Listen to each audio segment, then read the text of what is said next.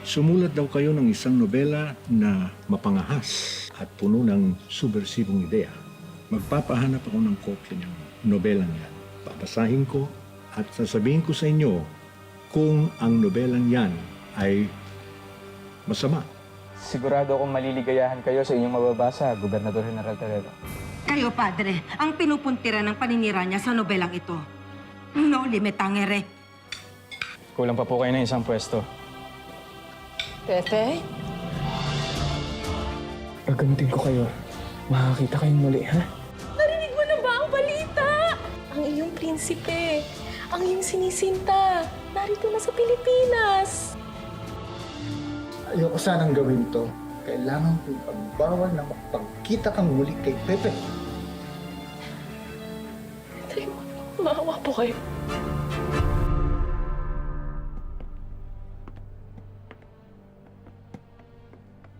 Kinakabahan ako sa maaaring mangyari.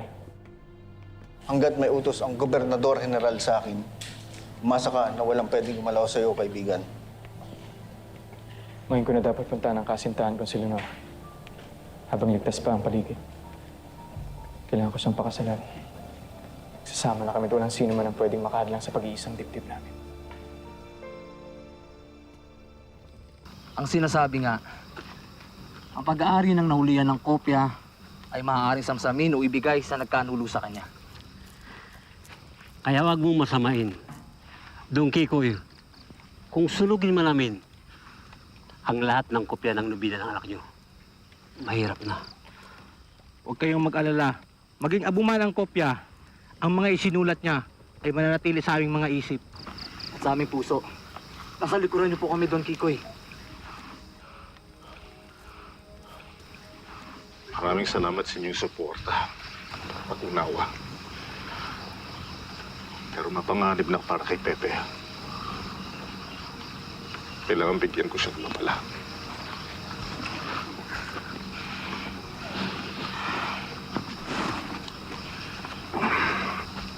Don Kikoy, may nararamdaman po ba kayo?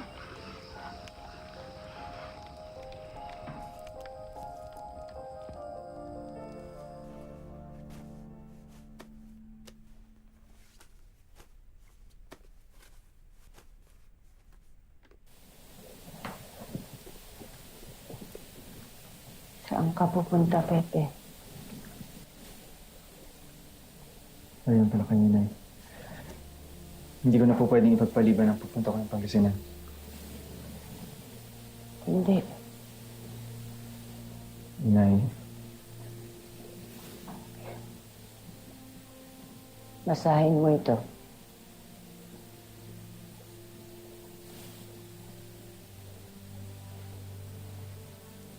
Hindi mo maaaring puntahan si Leonor.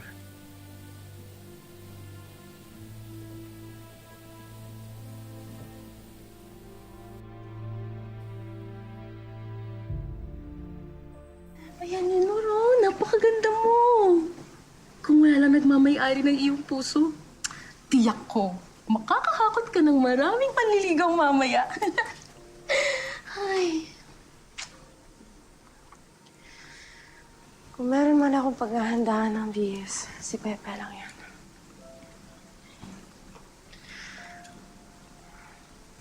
Ilang araw nang nakalipas, bakit hindi niya ako dinadalaw? Eh, baka naman kaya hindi siya nakakapunta. Eh, dahil nahihirapan siya umalis ng Kalamba. Delikado na kasi. Delikado? Anong delikado? Hindi mo ba alam? Tinutulik sana siya ng gobyerno. Dahil dun sa nobelang sinulat niya. Yung... No Limit Tangere ba yun? Kinukumpiska lahat ng kopya. At hinuhuli ang kung sino man nagmamay-ari ng nobela.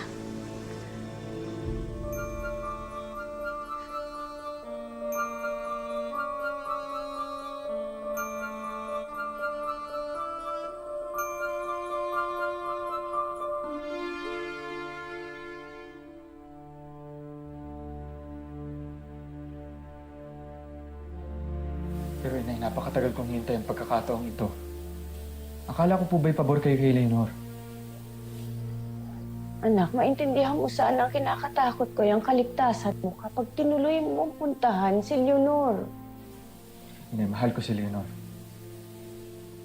Gagawin ko lahat para magkasama kami.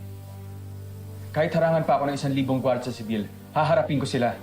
Magkasama lang kaming dalawa.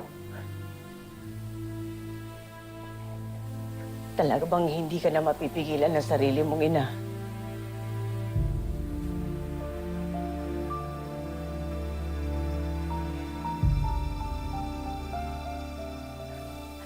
Ang kaligtasan ng pamilyang ito lamang ang nais ko at ganun din ang gusto ng Tia Beth ang mo. Minsan mo na akong sinuway para sundin ang kagustuhan mo. Baka naman sa pagkakataong ito ay mapagbigyan mo kami.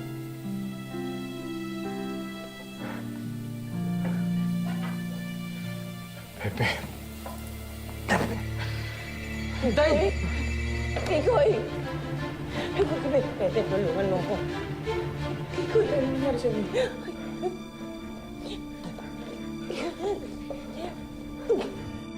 Higa natin siya. Higa po kayo. Kikoy!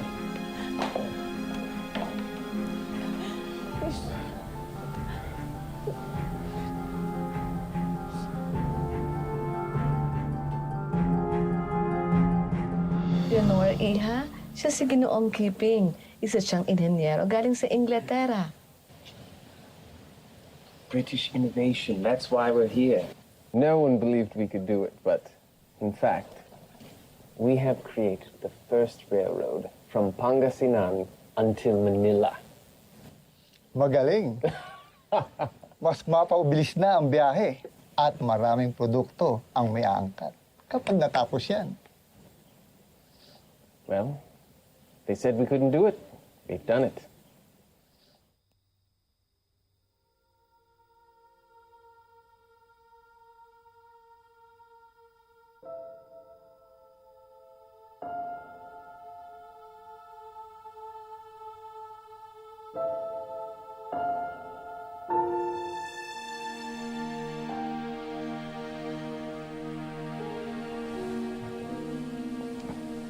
Pepe. Ikaw, Ditay. Wala kang kasalanan, Pepe. Dala na rin siguro ng aking katandaan, ng aking karamdaman. Kasalanan ko yata lahat ito. Labis ko kayong pinag-aalala.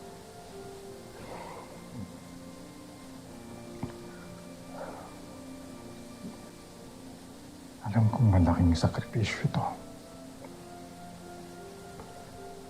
Pero isipin mo rin siya. Ang pamilya niya. Magagawa mo bang damat sila? At ilagay sa panganib?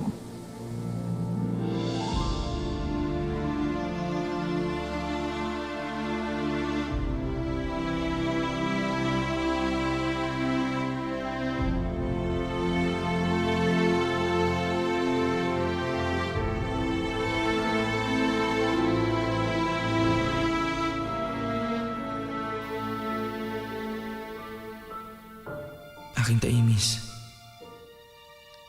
alam kong matagal na panahon ang ating hinintay para magkita. Pero nasasaktan na ang mga pamilya natin sa ating relasyon.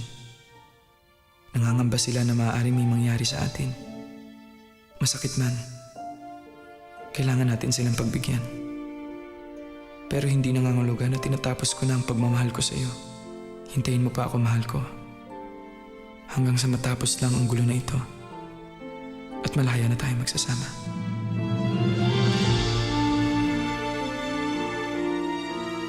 Hinintay kita ng 5 taon. Handa akong maghintay ng 5 pa. Hindi ako mawawalan ng pag-asa.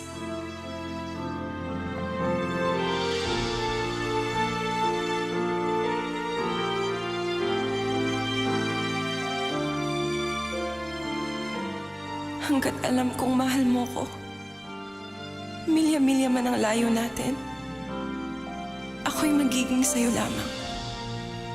Mag-iingat ka. Nagmamahal. Taimis.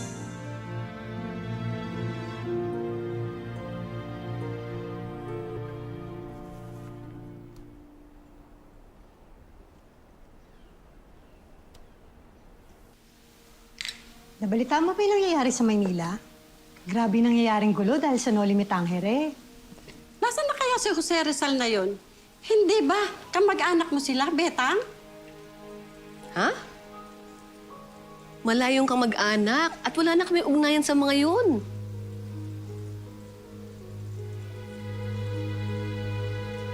Sandali lang, ha? Sandali lang.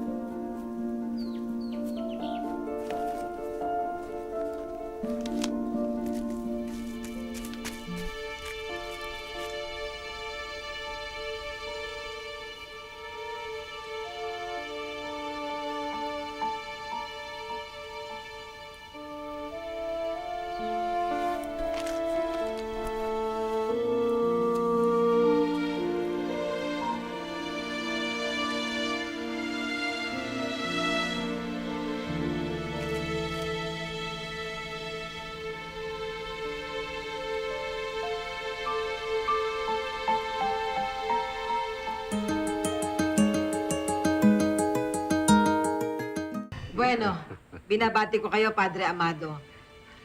Isang malaking tagumpay ang pagbabawal sa paglalathala at pagbabasa ng Noli Me Tangere. Dito, sa isinumpang lupain ng mga Indio, kawawang Doña Lolay.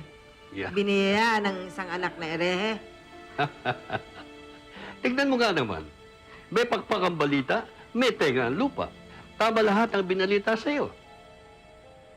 At kapag napalis ko na si Pepe, ang susunod naman niya ay ang kanyang buong pamilya. At kapag wala na sila, yung mga lupang sinasaka nila, mapupunta sa iyo, Conchita. Salud! Salud! Mga lupa nila ay mamapasaya at hindi mababasa ang kanyang mga libro.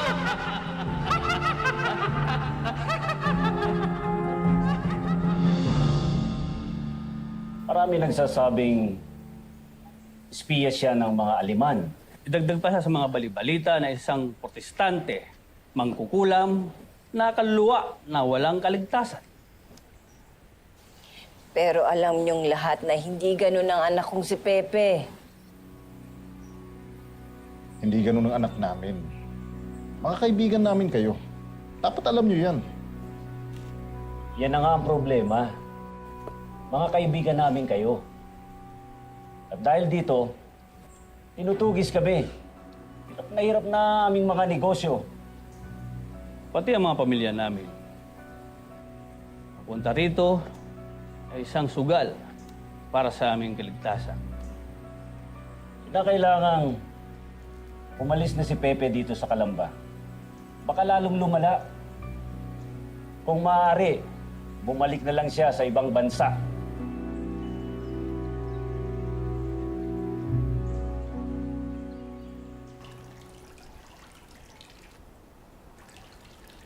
Doña Betang! Doña Betang! Doña Betang! Maghintay ka. Bababa ako.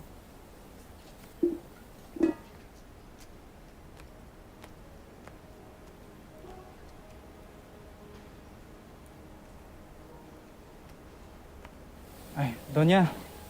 Abay, may mga sulat po para sa anak niyo.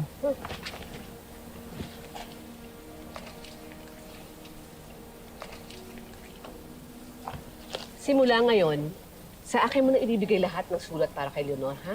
Ganun din naman lahat ng ipapadala niya, ha? Naku, Senyora, baka ako man naman mapatalsik sa trabaho niya. Hindi ka mawawala ng trabaho kung walang makakaalam. Babayaran kita para sa serbisyo mo.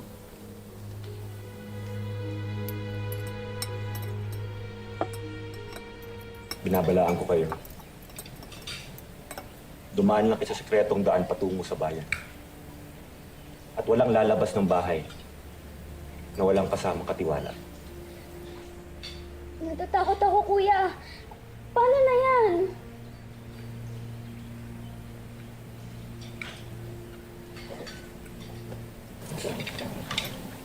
Ano to? Sulat po.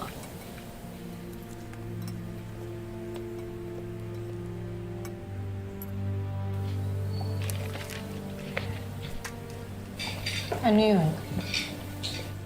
Kung basahin, mahal ko.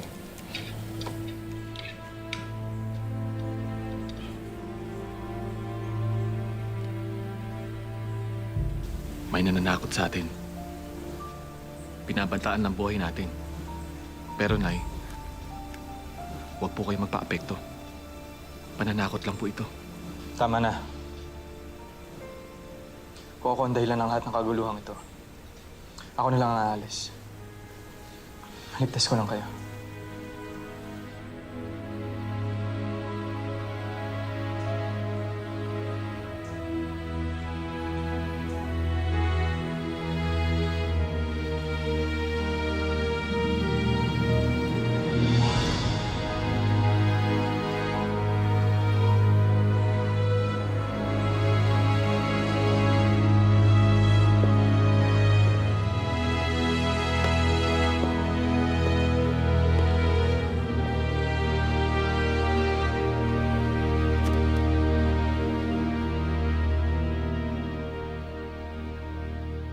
Paalam mga mahal ko.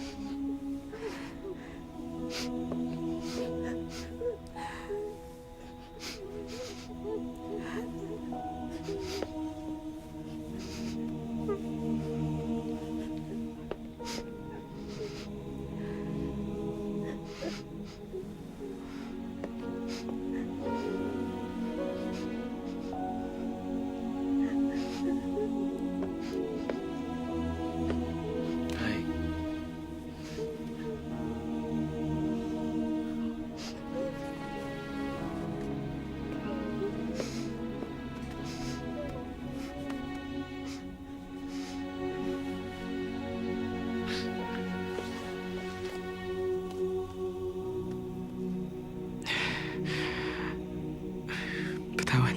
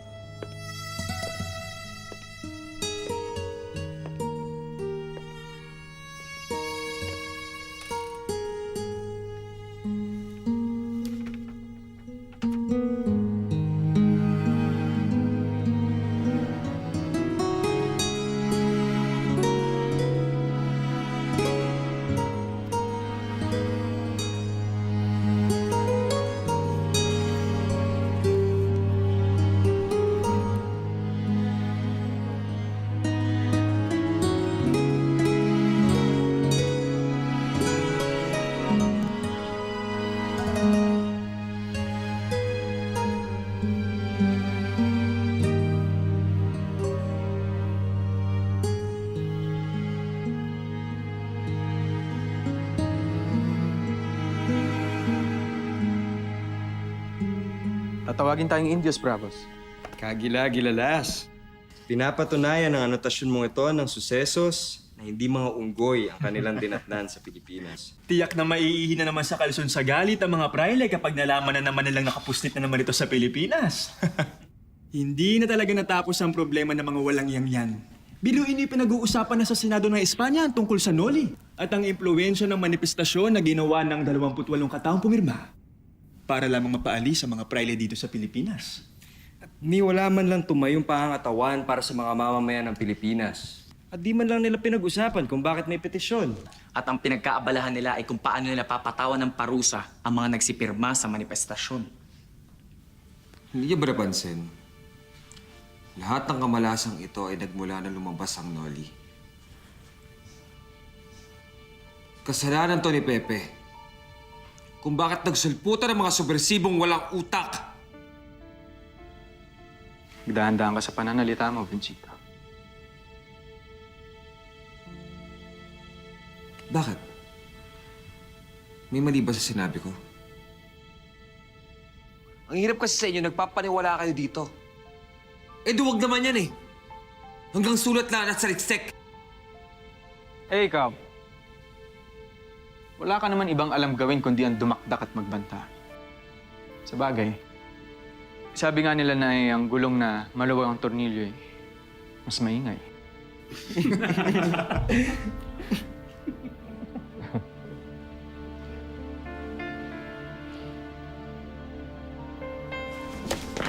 Tama na yan! Pepe. Di dapat tayo magkawatak-watak!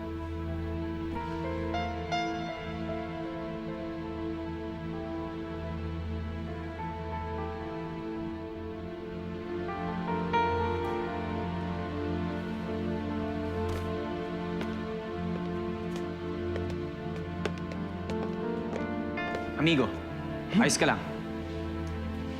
Wala akong panahon makipag-away sa barbarong kagaya ni Vincito. Kailangan magkayot kalabaw na tayo, mga amigo. Ako man ay sinisimulan ko ng ikalawang Noli. Ang unang Noli ay tinalakay ang kasalukuyang lagay ng Pilipinas, ang suksesos, ang nakaraan.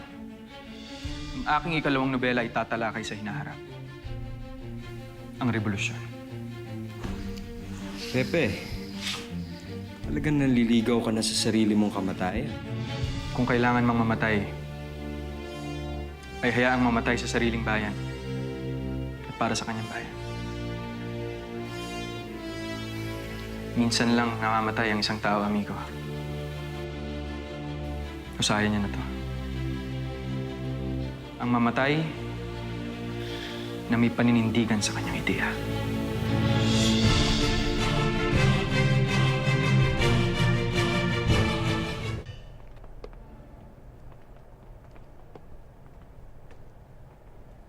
Napakasaya ng paligid pero di at Biyernes Santo ang iyong mukha. Ano bang problema, Pepe? Si Leonor kasi. Bigla na lamang siyang hindi sumasagot sa aking mga liham. Sana walang masama nangyari sa kanya. Baka naman siya ay naging abala lang. O di kayo nagtatampo dahil nandito ka sa City of Lights. Samantala siya ay naiinip sa pag-rosaryo at pagbuborda dun sa kaawawa nating bayan.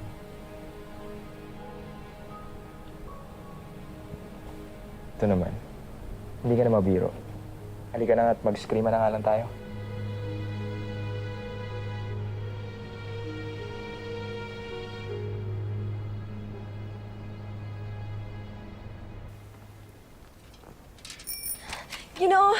Hintayin mo ako, bababa ako.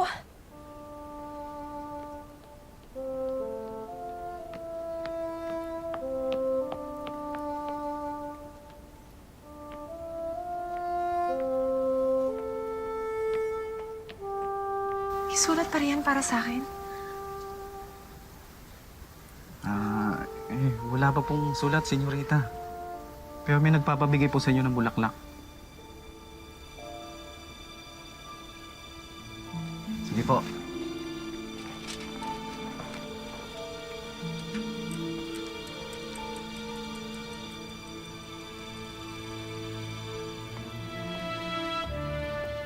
Ma'am. Good day, Señorita Rivera.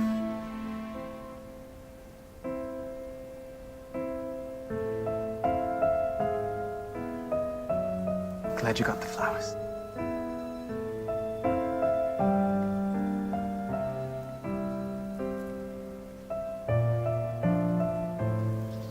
Pink is your favorite color, no?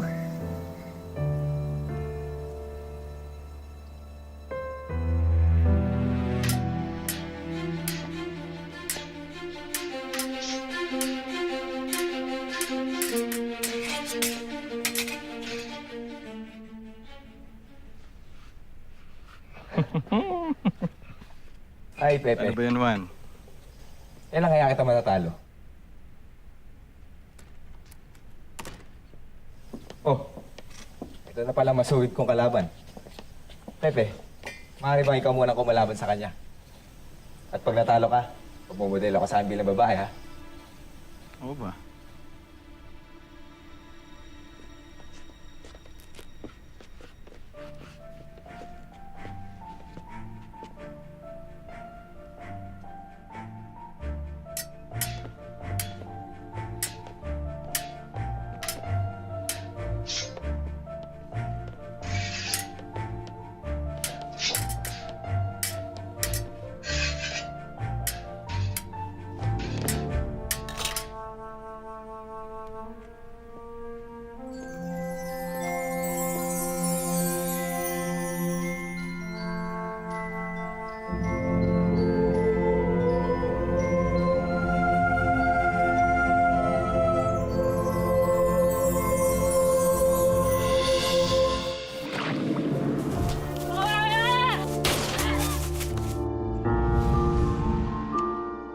Pagpapalit niya na lalaki, sindalas ng pagpapalit niya ng karsulsilyo. Ska! Hoy, Antonio! Ang babae, minamahal at ginagalang. Naranasan niyo na magmahal ng isang tao ng buong puso. Pero sa huli, nalolokohin ka rin pala. Mahal na. Mahal kita.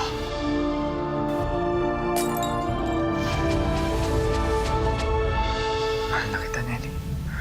Pakasal na tayo.